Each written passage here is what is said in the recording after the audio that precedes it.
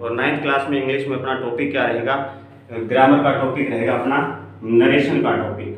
Narration के topic के बारे में आप अच्छी तरह से जानते भी हो, जैसा कि आपने 8th क्लास में भी पढ़ा है, 7th में भी पढ़ा है और 6th में भी पढ़ा है थोड़ा बहुत, लेकिन जब पहले आपने इसके बारे में शॉर्ट रूप से पढ़ा है, आज हम आपको बताएंगे पूरी की पूरी इसकी वाइडली डिटेल के बारे में समझाऊंगा।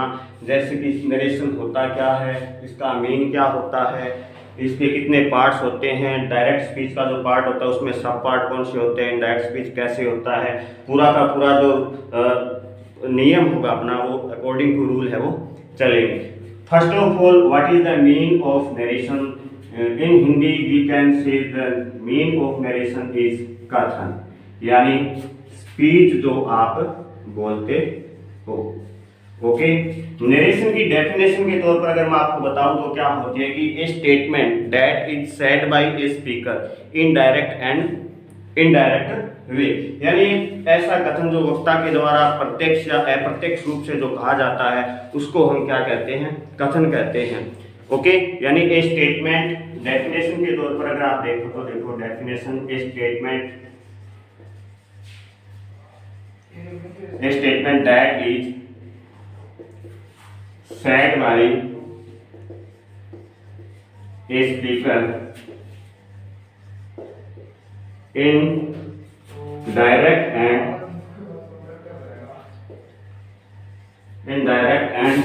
indirect way is called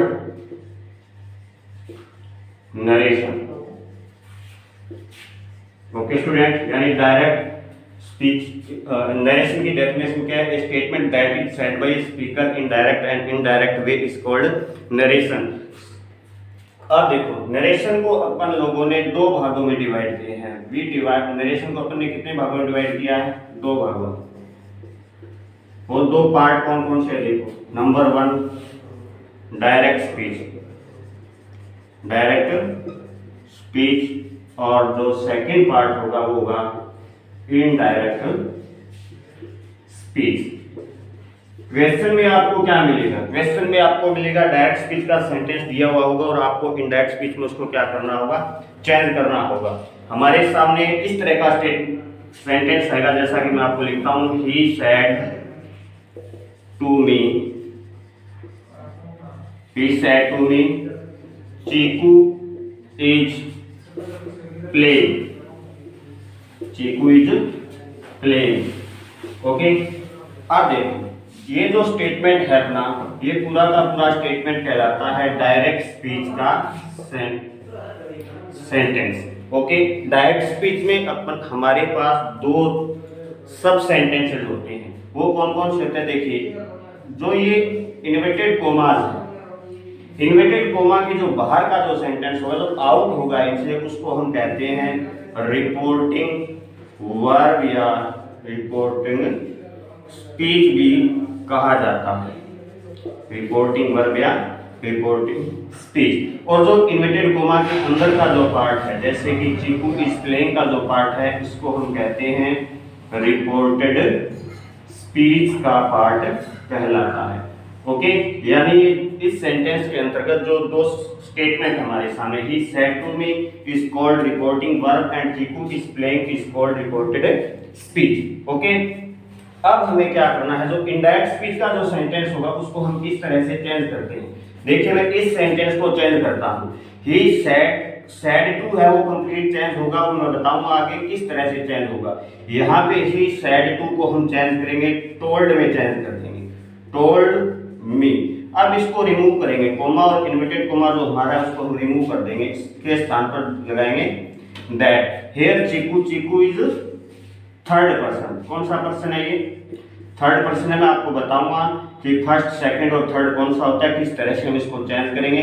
third person में कोई चेंज है वो नहीं होता है, तो चीकू का चीकू। अब देखिए यहाँ पर जो वर्ब आई है, ये वर्ब हेल्पिंग जो वर्ब है, इसको भी हम चेंज करते हैं। क्या करते हैं? चेंज करते हैं इसको। अब इसके स्थान पर यहाँ आ जाएगा वॉज। क्या आ जाएगा? वॉज प्लेइंग का प्लेइंग, फुल स्टॉप। अब ये जो स्टेटमेंट है ये हमारा हो गया इनडायरेक्ट स्पीच का सेंटेंस हो गया। इस तरह से हम रूल के अकॉर्डिंग चेंज है वो करते जाएंगे। ओके, अब देखो मैं आपको बताऊंगा कि हमें सबसे पहले क्या चेंज करना होता है और क्या नहीं करना होता है। डायरेक्ट स्पीच के बारे में देखो, डायरेक्ट स्पीच में क्या होता है कि एक स्टेटमेंट होता है जिसमें बिना कोई चेंज किए हुए, उसमें कोई एडिटिंग नहीं होती है, डायरेक्ट वे में जो सेंटेंस कहा जाता है वो कहलाता है डायरेक्ट स्पीच। इनडायरेक्ट स्पीच के सेंटेंस के अंतर्गत क्या होता है, इसमें हमें कुछ एडिटिंग करना होता है, अपनी तरफ से कुछ वर्ड्स को ऐड करना होता है रूल्स के अकॉर्डिंग, तो वो सेंटेंस कहलाता है इनडायरेक्ट स्पीच का सेंटेंस। ओके, अब देखो हमारा जो फर्स्ट जो रूल रहेगा वो क्या रहेगा, हमारा जो फर्स्ट जो रूल रहेगा वो होगा कि हमें किस तरह से रिपोर्टिंग वर्ब में आए मेन वर्ब को इनडायरेक्ट स्पीच बनाते समय क्या करना है, चेंज करना है। अब वो चेंज कैसे करेंगे जो मैं आपको बताऊंगा। देखो रूल नंबर 1, रूल नंबर 1 देखो क्या होगा क्या नहीं होगा।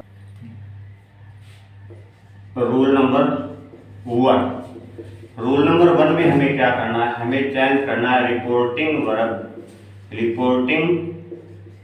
वर्ब को चेंज है वो करेंगे। देखिए कैसे चेंज करेंगे। रिपोर्टिंग वर्ब में जो सैड टू आता है, सैड टू प्लस ऑब्जेक्ट रहेगा, तो ये चेंज चला जाएगा अपना टोल्ड में चेंज हो जाएगा। सैड के बाद अगर कोई ऑब्जेक्ट नहीं आता है तो सैड का सैड रहता है। सेज टू प्लस ऑब्जेक्ट आता है तो टेल्स में चेंज हो जाता है। सेज टू के बाद अगर कोई ऑब्जेक्ट नहीं है तो सेज का सेज रहता है। ओके, इसी तरह से विल से प्लस ऑब्जेक्ट आता है तो विल टेल में चला जाता है। विल से के बाद अगर कोई ऑब्जेक्ट नहीं आता है विल से का विल से रहता है। देखिए स्टूडेंट्स, ये चेंज कब होगा, ये सिर्फ और सिर्फ चेंज तभी होगा जब हमारा रिपोर्टेड स्पीच का सेंटेंस, कौन सा सेंटेंस, रिपोर्टेड स्पीच का सेंटेंस हमारा केवल और केवल असर्टिव सेंटेंस होगा। असर्टिव सेंटेंस होगा तभी ये वर्ब है वो इसमें चेंज है वो होगी। ओके, एक बार फिर से मैं आपको बता देता हूं कि अगर रिपोर्टेड स्पीच का सेंटेंस यानी जो हमारा ये इस पार्ट का जो सेंटेंस था ना, कोमा और इन्वर्टेड कोमा के अंदर वाला पार्ट का जो सेंटेंस, वो सेंटेंस अगर असर्टिव है, असर्टिव सेंटेंस आप जानते हो कौन से होते हैं, असर्टिव सेंटेंस के अंतर्गत एफर्मेटिव सेंटेंस, एफर्मेटिव और नेगेटिव सेंटेंस को इंक्लूड किया जाता है। यानी हिंदी में अगर मैं आपको बताऊं तो ये होगा सकारात्मक वाक्य, सकारात्मक वाक्य, और इसको कहते हैं हिंदी में नकारात्मक।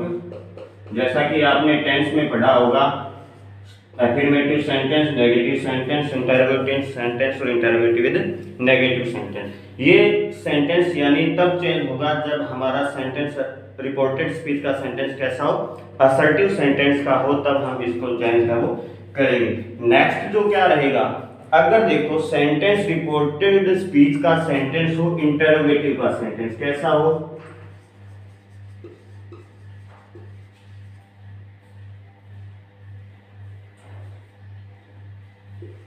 इंटरोगेटिव सेंटेंस हो, तो इंटरोगेटिव सेंटेंस स्टूडेंट देखो कितने टाइप से।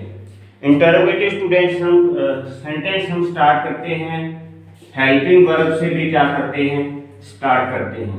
हेल्पिंग वर्ब से भी क्या होगा, स्टार्ट होगा, जैसे इज है, आर है, हुआ है, इनसे स्टार्ट होता है, वो भी क्या होता है, इंटरोगेटिव सेंटेंस होता है। और इंटरोगेटिव सेंटेंस की खास आइडेंटिफिकेशन क्या रहती है कि इसके लास्ट में अपने को क्या मिलेगा, क्वेश्चन मार्क है वो मिलेगा।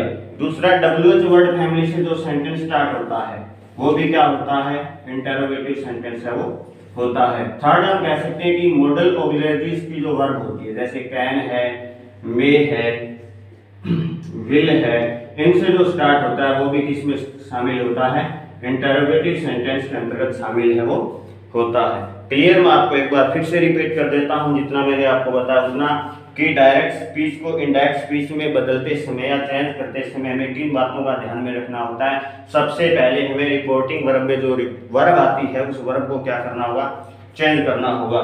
तो रिपोर्टिंग वर्ब में अगर said to के बाद में ऑब्जेक्ट आ रहा है तो अपन said to को किस में चेंज करेंगे, told में। ऑब्जेक्ट नहीं है तो said to, said का said रहेगा।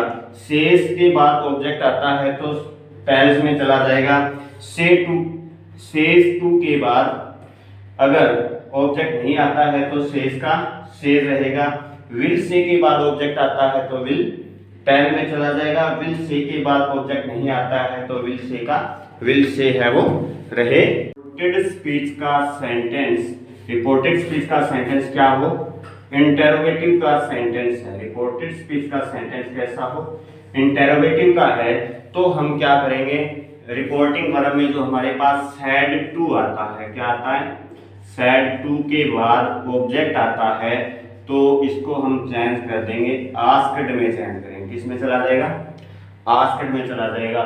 सेम स्टोरी यहाँ रहेगी, said के बाद यदि कोई ऑब्जेक्ट नहीं आ रहा है तो said का said है वो रहता है।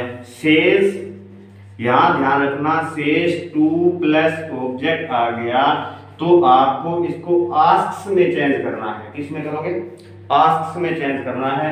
अगर says के बाद ऑब्जेक्ट नहीं आता है तो आपको क्या करना होगा, says का says रखना है। क्लियर? नेक्स्ट क्या रहेगा, will say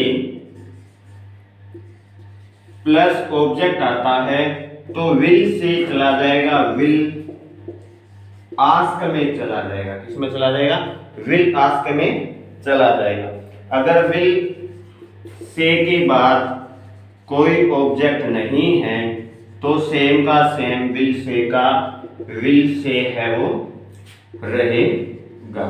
ओके, ये कब चेंज करेंगे, ये तभी चेंज करना है जब हमारा रिपोर्टेड स्पीच का सेंटेंस, रिपोर्टेड स्पीच का सेंटेंस इंटरोगेटिव का हो,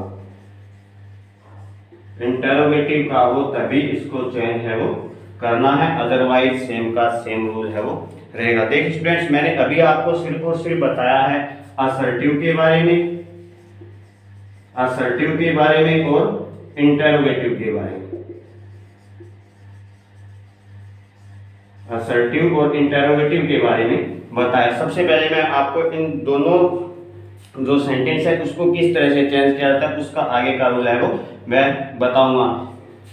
ओके, अब देखना कि हम आगे जो हमारा रूल रहेगा वो कैसा रहेगा। इसके बाद क्या करना है, जैसे मैं आपको एक सेंटेंस लिख के बताता हूं यहाँ पर, Ram said to me, Ram said to me, they are playing। मैंने आपको कितना बताया है ये अभी चेंज करें। देखो राम ये सब्जेक्ट है, इस सब्जेक्ट को यहाँ सेम का सेम लिखो राम। अब देखो said to आया है, said to के बाद में क्या है हमारे पास, ऑब्जेक्ट है। यहाँ ध्यान देने से पहले आपका माइंड यहाँ जाना चाहिए, हमें ये देखना है कि this sentence is which type, ये जो वाक्य है वो किस प्रकार का वाक्य है। ये वाक्य कैसा है, असर्टिव सेंटेंस है।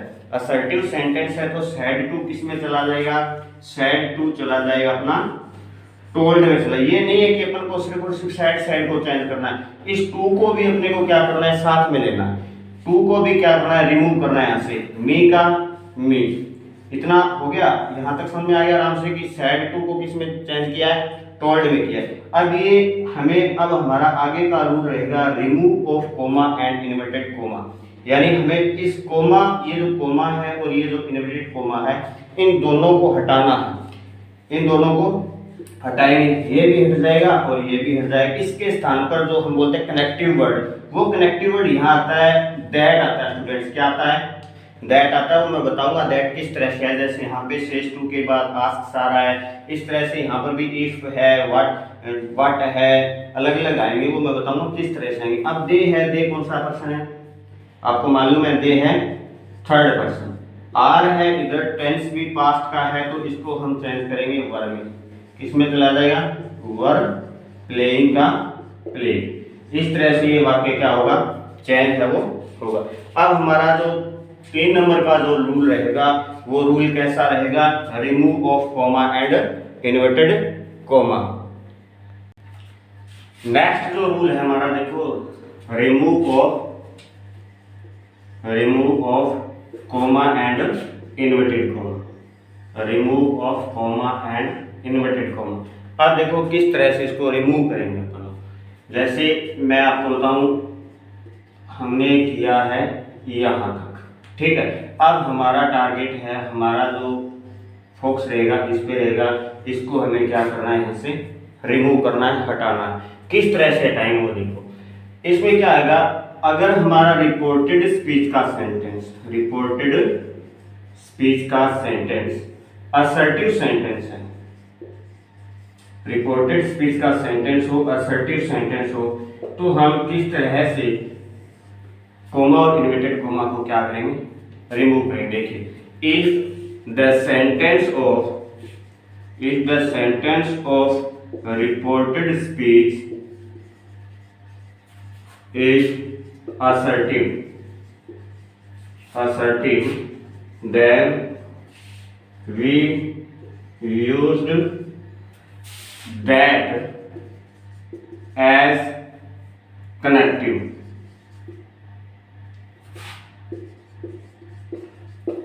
ओके। यानी अगर हमारा सेंटेंस कैसा है, असर्टिव सेंटेंस है, तो हम कनेक्टिव के रूप में दैट का यूज है वो करेंगे। ध्यान रखना, दैट में टी स्मॉलर आएगा, ठीक है ना, टी कैसा रहेगा, स्मॉलर रहेगा। If the sentence of reported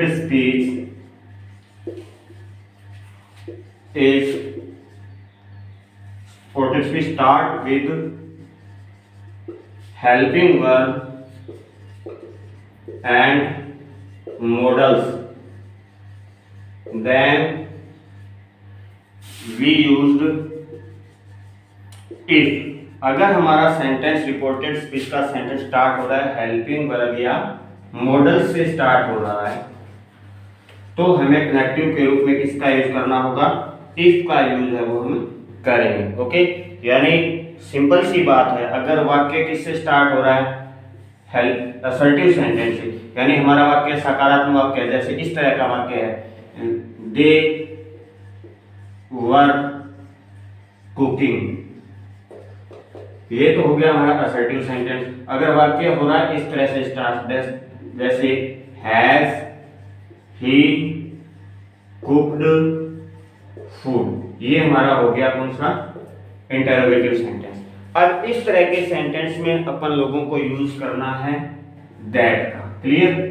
इस तरह के सेंटेंस में किसका यूज करेंगे, दैट का यूज करेंगे। इस टाइप का जो सेंटेंस हो रहा है, जैसे यहाँ पे हैज है, वॉज है, इज है, हैव है, हैड है, इस तरह का सेंटेंस होगा, उसमें हम करेंगे किससे, इफ से स्टार्ट है वो करेंगे। अभी मैंने आपको 2 टाइप्स बताए, तीसरा क्या रहेगा, तीसरा देखिए, if the sentence start with WH word, then we used same WH word as connective, okay. अगर हमारा सेंटेंस WH वर्ड से स्टार्ट हो रहा है तो हम सेम का सेम WH वर्ड लिखेंगे। जैसे वाक्य इस तरह से है, what are you doing, what are you doing. तो अब हमें इस यहाँ पे व्हाट आया है, तो कनेक्टिव के रूप में हमें यहाँ और कुछ नहीं लिखना है, सेम का सेम जो वर्ड यहाँ आता है, WH वर्ड से जो वर्ड यहाँ स्टार्ट होगा, उसी को हम किसमें इनडायरेक्ट स्पीच बनाते समय क्या लिखेंगे, सेम का सेम WH वर्ड है वो लिख दे। इसमें हमें किसी भी तरह की कोई भी एडिटिंग है वो नहीं करनी है, सिर्फ और सिर्फ कॉपी करना है। जैसे कि मैं सेंटेंस लिखता हूँ, तो देखो वाक्य है आपके पास ये, he will say to me, he will say to me, is they are is they are playing, is they are playing, question mark. और देखो सबसे पहले आपका फोकस मैंने आपको बता दिया कहाँ जाना चाहिए, इस सेंटेंस पे जाना चाहिए। एंड में देखो ये किस टाइप का है, किस टाइप का है, इंटरोगेटिव का है। इंटरोगेटिव का है तो हमें हमारा फोकस अब यहाँ पर आना चाहिए, थोड़ा थोड़ा ले आओ इसको। देखो ही विल से आता है और वाक्य कैसा हो, इंटरोगेटिव का हो, और साथ में इसने क्या लिया है, ऑब्जेक्ट लिया है, तो किस में चला जाएगा, ही विल आस्क मी। अब देखो वाक्य कैसा है, इंटरोगेटिव का है, और इंटरोगेटिव का है और हेल्पिंग वर्ब से स्टार्ट हो रहा है, तो हमें किसका यूज करना है, इफ का यूज करना है। यहाँ क्या आ जाएगा, if. Just after connective, connective के तुरंत बाद हमें यूज करना है सब्जेक्ट का। कौन से सब्जेक्ट का, जो हमारे रिपोर्टेड स्पीच के अंतर्गत सब्जेक्ट होता है उसका। यहाँ पे क्या है, सब्जेक्ट आया है दे, दे थर्ड पर्सन है इसलिए इसमें कोई चेंज नहीं होता है। अब देखो यहाँ पे आर आया है, पहले जो सेंटेंस लिखा था मैंने उसमें आर को वर में चेंज किया था, लेकिन यहाँ आर का आर लिखूंगा। रीजन, रीजन देखो रीजन ये रहेगा, इससे आगे हमारा जो रूल होगा टेंस में परिवर्तन उसमें मैं बताऊंगा, लेकिन पहले आप यहीं पे देख लो। इसमें क्या है कि अगर हमारे पास रिपोर्टिंग वर्ब का सेंटेंस, रिपोर्टिंग वर्ब का सेंटेंस प्रेजेंट या फ्यूचर टेंस में है, तो हम रिपोर्टेड स्पीच के टेंस में परिवर्तन नहीं करते हैं, जब हम इनडायरेक्ट स्पीच में चेंज करते हैं। इसलिए हम आर का आर लिखा है, प्ले का प्लेइंग का प्लेइंग। अब आपको एक चीज और देखनी है, मेनली चीज क्या है कि हमारे पास यहाँ हमने इस सेंटेंस को किस में लिखा था, इंटरोगेटिव सेंटेंस में लिखा था, और ये वाक्य है भी इंटरोगेटिव का, इसलिए हमने यहाँ पे क्या लगाया था, क्वेश्चन मार्क लगाया था। लेकिन मुख्य रूप से इस बात को आपको ध्यान रखना है कि डायरेक्ट स्पीच के सेंटेंस को इनडायरेक्ट स्पीच में चेंज करते समय वो सेंटेंस हमेशा कैसा रहता है, असर्टिव में चला जाता है। यानी मैं कहूँ तो साधारण वाक्य में है, और आपको लास्ट में और कुछ नहीं करना है, सिर्फ और सिर्फ किसका यूज करना है, फुल स्टॉप का यूज करना है। आपको कि क्वेश्चन मार्क का यूज है वो आप करोगे, हाँ सिर्फ और सिर्फ क्या लगाओगे, फुल स्टॉप का यूज है वो करना पड़ेगा। जैसे अब मैं आपको बताऊं WH वर्ड का जो एग्जांपल है वो किस तरह से होगा। जैसे देखो, Ram said to me what are you doing, question mark और कोमा और इनवर्टेड कोमा में सेंटेंस को बंद कर देंगे। अब देखो ये सब्जेक्ट हो गया सेम का सेम, सैड टू को किस में चेंज करेंगे, बोलो, आस्क्ड में, किसमें, आस्क्ड में चेंज करेंगे, मी का मी। अब देखो इसको हटाओ, इसको रिमूव करेंगे। देखो वाक्य किससे स्टार्ट हुआ अपना, सेंटेंस स्टार्टिंग वर्ड क्या है, सेंटेंस का स्टार्टिंग वर्ड क्या है, वर्ड, तो लगाओ वर्ड का वर्ड। अब देखो इसके तुरंत बाद हमें क्या करना होता है, इसके just after we use subject. क्या यूज करना है, सब्जेक्ट को यूज करना है। वो सब्जेक्ट मिलेगा कहाँ में, इस सेंटेंस में, और इसमें सब्जेक्ट क्या है, यू है। यू कौन सा पर्सन है, सेकंड पर्सन है। कौन सा पर्सन है, सेकंड पर्सन है। सेकंड पर्सन को चेंज करते हैं हम according to object of reporting verb. According to object of reporting verb हमें इसको क्या करना है, चेंज करना है। यहाँ ऑब्जेक्ट क्या है हमारे पास, मी। मी का सब्जेक्ट क्या होता है, आई। क्या होता है, आई। अब लगाओ यहाँ पे व्हाट आई, EJMR किस में चला जाएगा, बताऊंगा आगे। अब मैं आपको बता देता हूँ एक बार, वॉज या वर में चला जाएगा, व्हाट आई वॉज डूइंग। अब यहाँ पे क्या लगाना है, क्वेश्चन मार्क लगा दूं, ये नहीं लगाना है, ये है गलत, सरासर बिल्कुल गलत। आपको यहाँ लिखना है फुल स्टॉप लिखना है। इस तरह से आपको इसको क्या करना है, चेंज करना है। इसकी मैं एक्सरसाइज करवाऊंगा नियम बताने के बाद में, तब आपको पता चल जाएगा कि किस तरह से कौन सा वर्ड कहाँ जाएगा, कौन सा वर्ड कहाँ आएगा। थोड़ा सा आपको फोकस करना है इस रूल पे, जो अपना रूल होगा ना, इस रूल पे आपको फोकस करना है, क्योंकि ये रूल थोड़ा टफ भी है और इसको समझने में थोड़ी सी आपको दिक्कत आ सकती है, लेकिन थोड़ा सा आप ध्यान लगाए वीडियो देखोगे तो आपको अच्छी तरह से समझ में आ जाएगा। हमारा जो नेक्स्ट जो रूल है वो रूल रहेगा प्रोनाउंस में परिवर्तन करना है।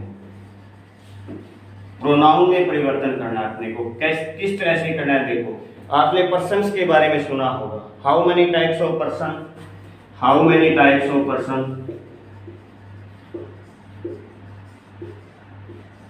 Of person. देखो हमारा ये क्वेश्चन है आपके लिए, क्वेश्चन का जवाब भी यही मिलेगा। देयर आर 3 टाइप्स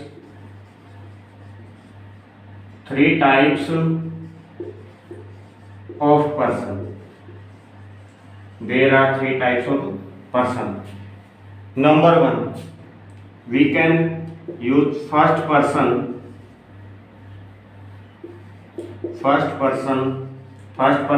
कौन सा होता है, I and we, ओके।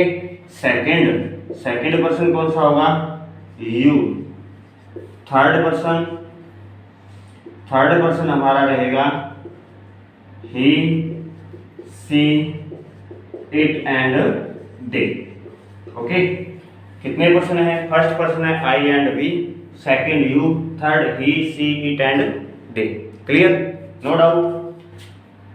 दोबारा देखो, मैं आपको बताता हूँ प्रोनाउंस किस तरह से चेंज करना है। प्रोनाउंस को परिवर्तन करने से पहले आपको ये ध्यान में होना चाहिए कि पर्सन कितने होते हैं। पर्सन है अपने पास 3। फर्स्ट है I and we, सेकंड है you, थर्ड है he, she, it and they। अब देखो, ये मैंने आपको बता दिया। इसके अब हमें क्या करना है, इसके केस अलग अलग टाइप करने हैं। केस को हिंदी में क्या कहते हैं, आपने हिंदी में पढ़ा कारक, इसको कारक बोला जाता है। इसके अब ये जो मैंने आपको टाइप बताए हैं I, we, you, he, she, it, they, ये है सब्जेक्टिव केस। क्या है, सब्जेक्टिव केस।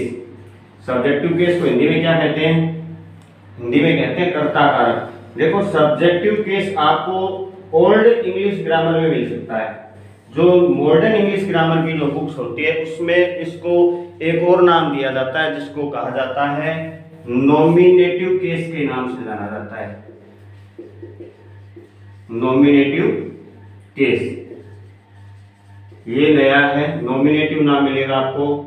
ओल्ड बुक में सब्जेक्ट मिल सकता है, लेकिन न्यू इंग्लिश की जो बुक है उसमें आपको क्या मिलेगा, नॉमिनेटिव नाम मिलेगा। अब इसके एक आपको टेबल बताता हूँ, वो टेबल किस तरह से बनेगी, किस तरह से इसका यूज करना है, किस तरह से नहीं करना है, वो टेबल देखो आप। अब देखो subjective case, subjective case, subjective case का मैंने एक नाम और बताया था, उसको क्या कहते हैं, nominative, nominative case. Clear, Hindi में अगर पूछो तो साथ साथ लिख देता हूं, इसको बोलते हैं कर्ता कारक।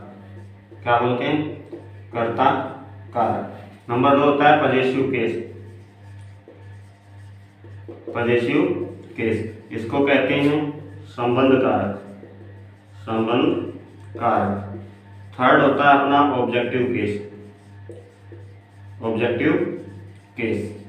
क्लियर। अब देखो सब्जेक्टिव, पजेसिव एंड ऑब्जेक्टिव। अब हम यहां लिखेंगे फर्स्ट पर्सन, यहां हमारा होगा सेकंड पर्सन, यहां हमारा होगा थर्ड पर्सन। क्लियर। देखो सब्जेक्टिव केस में फर्स्ट पर्सन कौन कौन सा होता है, आई एंड वी। कौन सा होता है, आई एंड वी होता है। आई का पजेसिव केस क्या होता है, माई होता है। क्या होता है, माई। ऑब्जेक्टिव केस क्या होता है, मी होता है। I, my, me. We, our and us, we, our, us. अब आपसे डायरेक्ट पूछे कि मी का सब्जेक्टिव केस आपके दिमाग में होना चाहिए आई, मी का पजेसिव केस पूछे तो आपके दिमाग में होना चाहिए माई, आई का ऑब्जेक्टिव केस पूछे तो आपके दिमाग में फटाफट आना चाहिए क्या होगा, मी। वी का पूछे, वी का पजेसिव केस क्या होगा, आवर। वी का ऑब्जेक्टिव केस क्या होगा, अस। सेकंड पर्सन क्या बताया था, बोलो, यू। यू, योर, कहीं ना कहीं आपको योवर्स भी लिखा हुआ मिल सकता है, और you, you, yours and you, you का ऑब्जेक्टिव यू, यू का पॉजेसिव योर्स। क्लियर। अब देखो थर्ड पर्सन में हमारे पास क्या है, ही का रहेगा he, his and him, he, his and him. She, her, कहीं न कहीं आपको हर्ष भी लिखा हुआ मिलेगा, her. It, its and it. They, their and them. Okay, देखो दोबारा रिपीट कर रहा हूं मैं। आई का possessive my objective me, we का possessive our objective us, you का possessive yours objective you, he का possessive his objective him, she का पॉजेसिव हर या हर्ष ऑब्जेक्टिव हर, इट का its it, they their and them. ये table आपके जब तक याद नहीं होगी तब तक आपको नरेशन नहीं आएंगे। सबसे पहले तो ये बात है, दिक्कत नहीं है बिल्कुल भी, आपके दिमाग में सिर्फ और सिर्फ 3 वर्ड याद रखने हैं। I my me, we our us, you yours you, he his him, she hers hers, it its its and they their them. अब ये तो बना दिए अपन ने, लेकिन यूज कहाँ करना है इसका, ये देखो यूज भी करना है वो भी मैं बताऊंगा, लेकिन आपको यूज करने से पहले थोड़ा फोकस करना होगा इस सेंटेंस पे। देखो सेंटेंस से पहले मैं आपको बताऊंगी किस टाइप से लेना है। अब देखो रिपोर्टेड स्पीच के अंतर्गत ध्यान से देखना और सुनना। रिपोर्टेड स्पीच में यदि फर्स्ट पर्सन आता है, कौन सा पर्सन, फर्स्ट पर्सन, यदि रिपोर्टेड स्पीच में फर्स्ट पर्सन आता है तो उसको हम चेंज करते हैं, उसको चेंज करेंगे रिपोर्टिंग वर्ब के सब्जेक्ट के अकॉर्डिंग। किसके अकॉर्डिंग, सब्जेक्ट के अकॉर्डिंग। अगर रिपोर्टेड स्पीच में फर्स्ट पर्सन आता है तो उसको चेंज करेंगे रिपोर्टिंग वर्ब के सब्जेक्ट के अकॉर्डिंग। यदि रिपोर्टेड स्पीच में सेकंड पर्सन आता है, सेकंड पर्सन आता है तो उसको चेंज करेंगे हम रिपोर्टिंग वर्ब के ऑब्जेक्ट के अकॉर्डिंग। किसके अकॉर्डिंग, रिपोर्टिंग वर्ब के ऑब्जेक्ट के अकॉर्डिंग।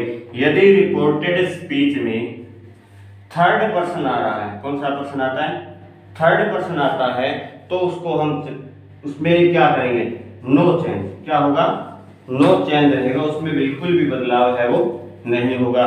थर्ड पर्सन में कोई परिवर्तन नहीं होगा।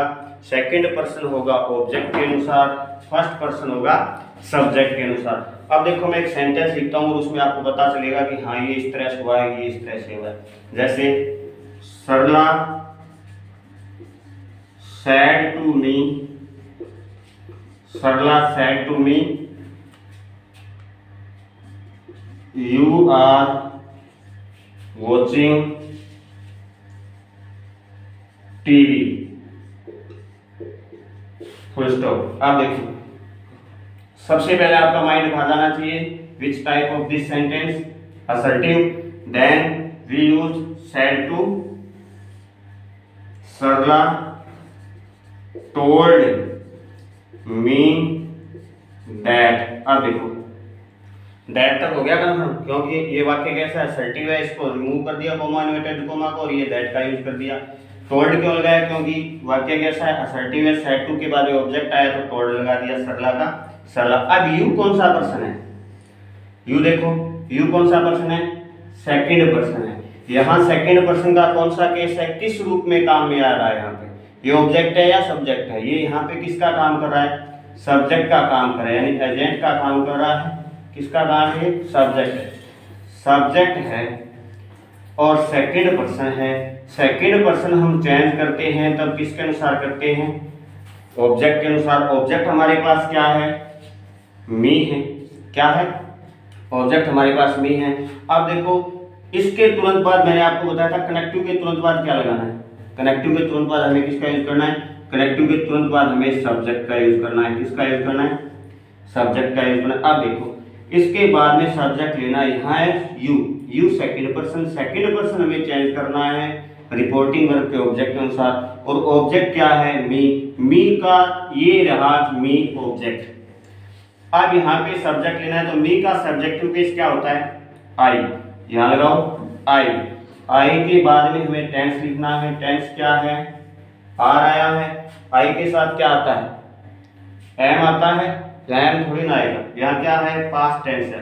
पास्ट टेंस है तो यहाँ क्या आ जाएगा, आई वॉज वॉचिंग टीवी, यहाँ पे फुल स्टॉप। ओके, अब एक नेक्स्ट एग्जांपल देखो एग्जांपल देखो नेक्स्ट क्या है, लिखता हूं मैं, she said to me, she said to me, where are they going, where are they going. देखो फोक्स क्या है, सेंटेंस किस टाइप का है, इंटरोगेटिव का है। सिंपल सी बात है, इंटरोगेटिव का है तो सैड टू को किस में चेंज करेंगे, सैड टू चला जाएगा आस्क्ड में। ऑब्जेक्ट मी है, मी का मी सेम का सेम, रिमूव करो, रिमूव करेंगे वेयर का वेयर। अब देखो कनेक्टिव आ गया वेयर, कनेक्टिव के रूप में वेयर का यूज कर लिया। इसके बाद हमें क्या लगाना है, सब्जेक्ट का यूज करना है। सब्जेक्ट देखो, सब्जेक्ट यहाँ क्या है, दे है। दे कौन सा पर्सन है, थर्ड पर्सन है। थर्ड पर्सन में कोई चेंज नहीं करना है तो सेम का सेम लिखो दे। अब देखो यहाँ पे वर्ब लगाना है अपन को, यहाँ पे क्या है आ। जब इजमार आता है और इधर पास्ट टेंस होता है तो इजमार किस में चला जाता है, वो वर्ब में चला जाता है। तो दे प्लूरल है, कौन सा सब्जेक्ट है, दे प्लूरल है। प्लूरल के साथ वर्ब भी कौन सी आएगी, प्लूरल की आएगी। तो दे के साथ क्या लिखेंगे, दे वर गोइंग। लास्ट में क्या लगाएंगे, फुल स्टॉप लगाएंगे। ओके स्टूडेंट्स, नेक्स्ट जो रहेगा वो सेकंड पार्ट में रहेगा। Thank you.